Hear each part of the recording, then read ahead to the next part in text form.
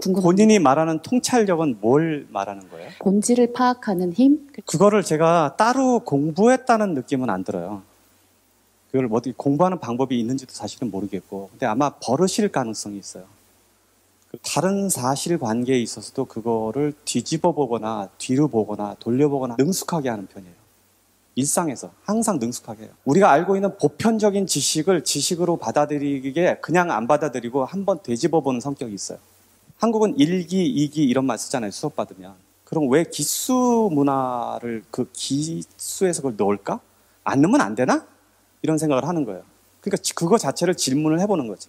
보기 싫더라고요. 왜냐하면 1기, 2기 하는데 그것도 선배라고 또 1기 선배 따져 또.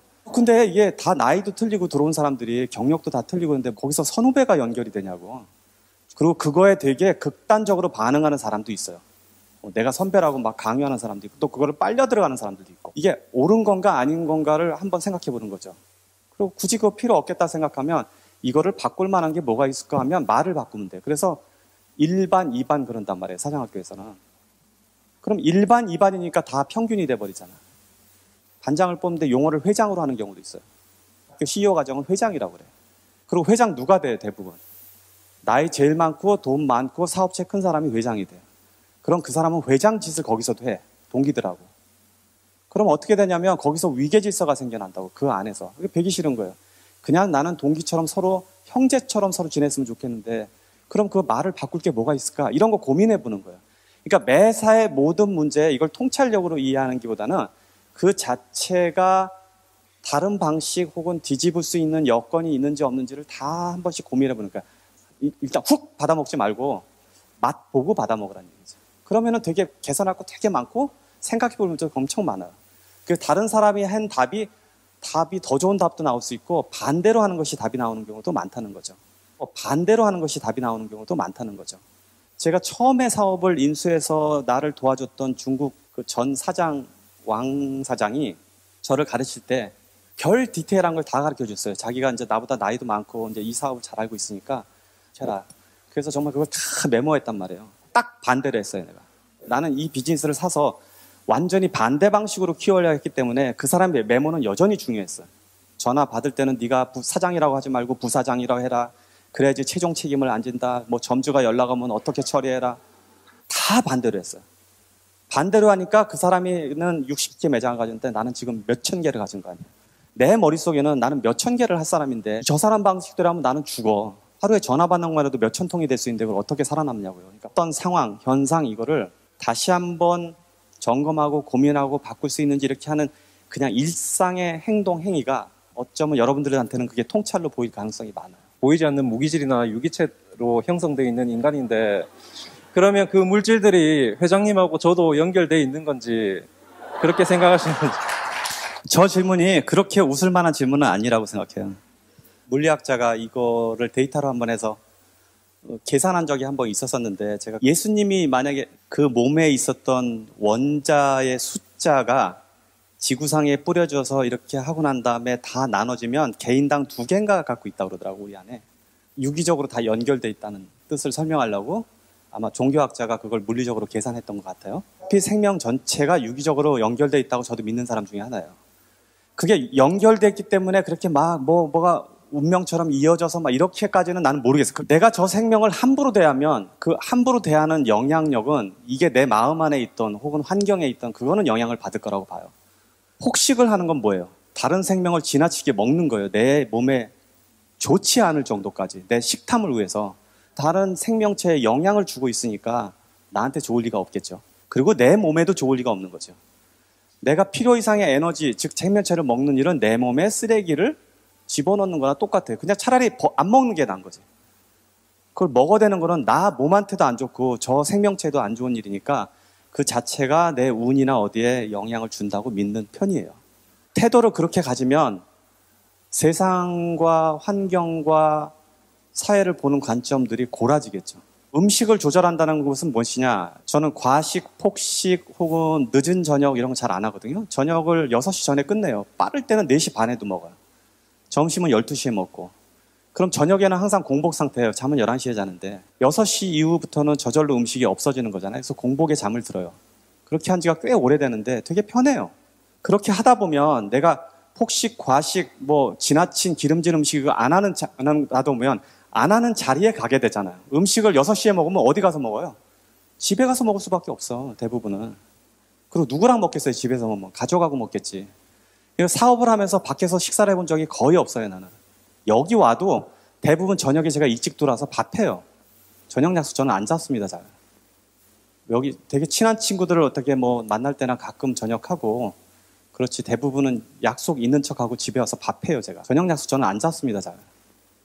여기 되게 친한 친구들을 어떻게 뭐 만날 때나 가끔 저녁하고, 그렇지, 대부분은 약속 있는 척하고 집에 와서 밥해요, 제가. 과식하는 자리, 폭식하는 자리 자체가 실제로는 우리의 삶에서 그렇게까지 중요하지 않은 자리일 수 있어요. 안 가는 게 오히려 더 나을 자리가 많으니까, 그렇게 하면 운도 따라서 붙는 거죠. 그런 자리에 안 가니까 몸도 좋아지고. 고기를 먹는 거에 죄책감을 안 느끼는 이유가, 저희 농장에 닭이 가끔 죽으면 정말 이상한 소리 같지만 다른 닭들이 그걸 뜯어먹는 경우도 있어요.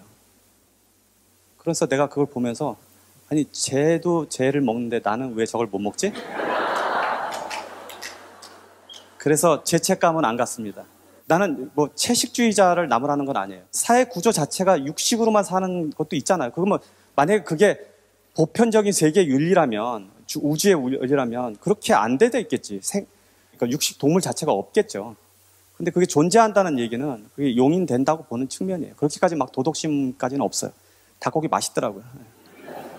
사장들이란 사람들, 무언가를 이루고 싶어하는 사람들 있죠. 지금 여러분들 다 똑같아 보면 여기 온 사람들은 성향이, 근데 내가 번개나 이런 게 보면 알아요.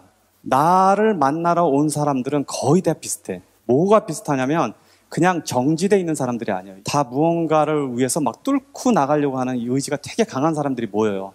선한 의지력, 영향력 이거를 대부분 갖고 있어요. 그 여러분들 자체를 모아놓으면 다 비슷비슷해. 그래서 이렇게 번개 모임하거나 사장학교 모임을 하면 지들끼리 엄청 친해지거든. 심지어는 오늘 만났는데 여기서 친해졌는데 마치 되게 오랜 사람들처럼 친해지고 있는 거예요. 그래서 나는 부부예요? 친구예요? 그러면은 여기서 만났다는 거예요, 지금. 그러니까 굉장히 같은 사람들이 여기 모여 있다고요. 근데 이 사람들의 가장 핵심 가치 중에 하나가 뭐냐면 누가 안 된다는 거를 안 받아들이는 거예요. 그럼 안 될 때, 즉 정문이 안 열 때 그걸 뚫고 들어가는 방법은 두 가지밖에 없어요. 지금 세상에는. 하나가 아까 말한 옆문이고 또 하나가 뒷문이에요. 근데 뒷문은 뭘 얘기해요? 불법이지. 그래서 세상에는 옆문이 항상 있어요. 모든 거에 옆문이 있어요. 그 모든 일에 옆문이 있다는 것을 알아내는 사람들, 그거를 이뤄내는 사람들이 이런 가치를 더 확장시키고 사업을 한다든지 자기의 성공을 노리는 거예요. 그러니까 옆문을 꼭 찾아내야지. 옆문 온 거는 대단한 거죠, 이렇게 해서. 그거 안 된다는데 지금 여기 들어왔잖아. 사장학교 39세 이상은 못 들어온다는데 39세 넘은 데 들어온 사람들이 있어. 안 그래도 지금 연문 정책에 관한 책을 하나 쓰려고 그래. 내가 안 쓰고 그걸 되게 능숙하게 하는 사람이 하나 있어서 써달라고 부탁을 했어요. 세상에 얼마나 다양한 연문이 존재하는지.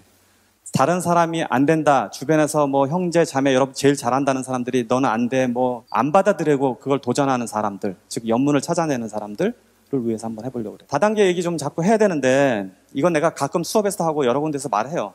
왜 내 책을 다단계 회사에서 교재로 쓰냐고. 그 안에 그런 거 하지 말라고 분명히 써 있을 텐데. 자, 내가 하지 말라는 이유는 다 이거예요. 그 업계 자체가 옳고 그름은 내가 판단하지 않을 거예요. 어느 회사는 좋은 상품을 파는 다단계도 분명히 있기 때문에. 방식의 차이니까.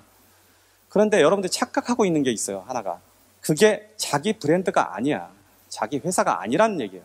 그 회사는 여러분들한테 사장이라는 호칭을 붙여주고 자기 회사처럼 움직이게 하는 것이지만 실제로는 그 회사는 독립 브랜드예요. 여러분의 브랜드가 될 수가 없어요. 확률적으로 다단계 가서 일할 정도의 열정이면 차라리 사업을 해서 자기 브랜드를 만드는 게 성공 확률이 높아. 그 PER을 자기가 가져갈 수 있는데 단지 자본이 없다는 이유로 거기가 있거든요. 그러고 가서 열성을 다해서 일해갖고 거기에 불과 소수의 사람만 성공하고 나머지는 다 실패하는 구조 안에 들어가서 고생하다가 나온다. 자단계에 있는 사람 얼마나 공부를 열심히 많이 해요. 여러 사람 도와주려고 하고. 그거 방향을 조금만 바꾸면 되거든요. 즉 자본이 없어서 사업을 못하겠다는 건 쌩 거짓말이라니까. 이 세상에는 대부분의 사업을 이룬 사람들이 자본이 없이 하는 거예요. 자본 있게 하는 거는 재벌 3세들이 하는 일이지, 2세들이. 나머지는 다 자본 없이 일을 해요. 자본이 없으면 자본 없이 일할 아이디어들이 수도 없이 떠올라요. 나 그거 맘먹고 하면 지금도 하루에 앉아서 100개도 만들 수 있을 것 같아. 며칠 전에 내가 코엑스 갔더니 거기서 국제 미용 박람회가 마감됐더라고. 도대체 무슨 아이템이 새로 나와 있나. 그쪽에 지금 사업을 하지 않음에도 불구하고. 거기 가보면 이름 국제 붙었잖아. 그럼 국제 붙었으면 거기에 국제적으로 온 사람들이 있어요. 저기 어디 뭐 이런 조그만 회사들이 지금 이렇게 어려운데도 불구하고 와서 사업하겠다고 아이템 들고 와서 그 박람회장의 가운데 비싼 자리 말고 구석탱이에 싼 자리 얻어갖고 직원 한 명 앉아있고 팜플렛도 제대로 못 만드는 회사들이 있다고요. 그런데 뒤져보다가 거기에 우리의 시장에 맞고 우리 상품에 맞는 제품들이 있으면 그거 판권 아무 돈도 안 주고 사와도 돼. 그렇게 해도 사업할 수 있어요. 그러니까 사업에 아이디어가 없고 뭐 돈이 없어서 못한다는 거는 그건 거짓말이고, 사업은 자기의 사고의 생각에서 일어나요. 나는 할 수 있고 나는 이것을 이룰 수 있다고 하고 사업을 하겠다는 욕심 먹은 것에서 사업가가 나타나는 거예요. 제가 이렇게 직선으로 가라는 거는 목표를 정하는 일이고, 내가 저기로 가고 싶은 게 맞아 하는 건 좀 다른 문제죠. 내가 이미 방향이 정해져서 저기를 가겠다고 마음 먹었다면 그냥 글로 가면 되는데, 저기가 맞는 거야? 이쪽 아니야? 하는 건 좀 다른 문제예요. 같은 목표라도. 그러니까 질문에 거기 어디에 해당되는 것 같아요? 사실 진짜 20대만 해도 돈에 전혀 관심이 없던 사람인데 지금 거의 그것만 생각하면서 살고 있거든요. 이렇게 바뀐 것처럼 또 한번 바뀌는 계기가 있을 것 같은데. 그거 나는 정답 있다고 생각은 안 해요. 내가 사업가로 나는 미국에 가고 싶어 했지만 사업가로 성장한 것이 내 인생의 최종 목표인가? 아니면 그게 삶의 궁극적 가치인가 하는 거는 전혀 그렇게 생각 안 하거든요. 다른 재능이 하나 있는 거는 나는 식물을 알아보는 거, 식물을 분류하고 알아보는 거 눈이 되게 빠른 편이거든요. 그럼 어쩌면 내가 학자가 됐더라면 식물 분류학자 정도는 했을지 모르겠어요. 근데 그것도 나한테는 되게 좋은 삶이라고 생각한다고요. 내 삶의 욕망과 행복을 위해서, 지금 하는 일도 어떤 삶의 행복을 위해서 하는 일이니까 그런 가치를 놓고 간다 그러면 그 봉우리를 올라가는 방식은 굉장히 여러 가지가 있었다고요. 올라가다 보면 이게 아닌가, 쪽 길이 아닌가 할 수 있는데 결국 올라가다 보면 결국 봉우리 끝에 다들 만나니까 그냥 그렇게 고민될 문제인가? 해보다가 안 되면 수정하면 되지. 코로나 때문에 다들 뭐 업계 사장님들이나 이런 불황이라고 많이 하셨잖아요. 근데 그 중에서도 호황인 사람은 분명히 있었을 거라고 생각이 들어요. 그럼에도 불구하고 문제가 닥쳤을 때 그 경영을 잘할 수 있는 기초 중에 가장 중요하고 본질적인 것이 무엇인지 있다면, 이런 변동성은 어떤 사람한테는 어마어마한 이익이 돼요. 모든 변동성은 이익이에요. 모든 변동성은 돈의 기회다라고 이해를 해야 돼요. 그리고 이건 현실이에요. 그 변동성의 이 세상에서 가장 큰 일이 뭐예요? 전쟁이에요. 그래서 전쟁에서 어마어마한 부자가 나타나고 어마어마한 사람이 망해요. 그러니까 변동성은 집안 구조처럼 흔들어지는 일이라고요. 그러니까 변동성이 일어났다 하는 거는 어디에 돈이 지금 엄청 모이고 있다라고 이해를 해야 돼. 그럼 이 변동성에 내가 피해를 보는 사업이냐 이익을 보는 사업이냐라고 구분해서 지금 들어가야 되는 거고, 그런데 변동성에 노출됐을 때, 특히 코로나 이런 사회에 노출됐을 때 내 사업이 되냐 안 되냐는 하기 전까지도 사실은 모르는 경우 많아요. 그래서 그걸 미리 예측하는 건 거의 없어. 대신 좀 피해갈 수 있는 방법은 규모가 대형화되면 조금 피해져요. 초대형화되거나. 내 일에서 내 사업이 변동성이 있냐 없냐는 그냥 과거의 예측으로 알아낼 수밖에 없어요.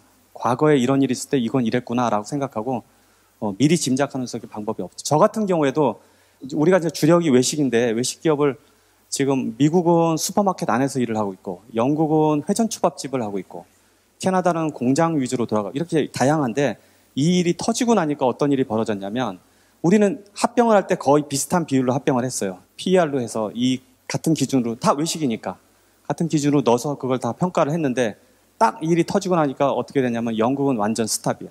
몇 달 동안 가게 문을 못 열었어요. 그 직원이 3,000명인데. 근데 미국은 무슨 일이 벌어졌냐면 슈퍼마켓은 다 열어줬잖아요. 식품을 일단 먹고 살아야 되니까. 그리고 식당 다 닫아버렸어요. 그럼 우리 가게는 식품점 안에 들어있는 식당이니까 얼마나 장사가 잘 됐겠어요. 그러니까 오히려 미국에서 벌어서 영국에다가 돈을 물어주는 상황까지 발생하고, 두 회사가 같은 외식 기업인데도 불구하고 전혀 다른 PER로 이런 상태에서는 움직이는 거란 거를 나도 최근에 알은 거죠. 대신 변동성이 큰 게 전부 다 기회라는 걸 이해하시되, 변동성에 지면 지는 거예요. 그냥 사장 당신은 하나 빼고는, 외부에서 일어난 일 하나 빼고는 다 당신 책임이라고 가르쳐요. 그 하나가 전쟁이에요. 전쟁은 내 책임이 아니야.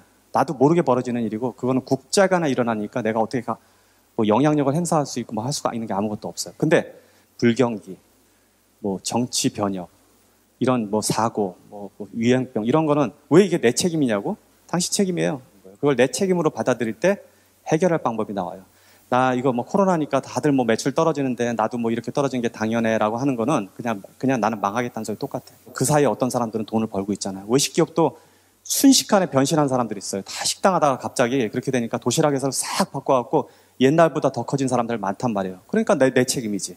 저 사람은 그 사이에 돈 버는데 나는 망하고 있었네. 육아 문제는 아이가 최소한 유치원 이하라면 혹은 초등학교 저학년이라면 사업을 하지 않는 게 맞다고 봐요. 그게 그 가족의 기초를 이루는 데는 더 중요하다고 봐요. 애가 초등학교 초학년이라면 유치원하고 난 다음에 해도 전혀 안 늦어요. 그러니까 그거를 누가 봐줄 수 있는 상황이 아니라면 내가 이 애를 지금 놔두고 사업을 할 정도까지 사업이 가치 있냐? 그렇지는 않다고 봐요. 그거는 이제 여자들이 양육에 있어서는 책임을 지는 형태라면 어쩔 수 없는 부분이죠. 그래서 현명한 여자들은 남편을 사업을 시켜갖고 뒤에서 돈을 뜯지. 근데 남편 사업시키는 거 되게 간단해요. 여러 번 실패해도 그 실패를 감내할 만한 용기를 갖고 있으면 성공해요. 올해는 30% 성장시키는 목표를 가진 사람이 있고 올해는 3000%의 목표를 이루겠다고 하는 사람이 있다고 치자고요. 이 사람은 30%, 이 사람은 30%가 아니라 30배. 하나는 퍼센테이지고 하나는 배예요. 그럼 어마어마한 차이예요. 근데 두 방식이 이렇게 있으면 보편적으로는 이 30배가 훨씬 어려운 것처럼 느껴져요. 그런데 현실은 그렇지가 않다는 걸 설명하고 싶어요. 무슨 이야기냐면 30배를 하는 거는 진짜 개고생하고 열심히 하면 30배 이루어질 수 있어요. 이거 어려운 일 아닌데 그런 방식으로 해요. 이건 몸으로 하는 일이에요. 근데 내가 30%가 아닌 30배를 이루려고 마음먹으면 그렇게 열심히 하는 거로 되는 일이 아니잖아요, 이거는. 방식 자체가 바뀌어야 되니까 생각이 완전히 다른 쪽으로 옮겨진다고요. 어느 날 어떤 사람이 매장을 하나 해서 30%의 매출을 오르겠다고 생각하면 그 가게를 더 깨끗이 하고 메뉴를 개발하고 직원들을 독려시키고 손님들을 더 잘 맞이해서 막 맛집이 돼갖고 30%가 올라갈 수 있다고요. 30배를 하겠다는 사람들은 아무리 해도 그게 안 되니까 어떻게 할까요? 그 사람은 식당을 가지고 기업을 하겠지.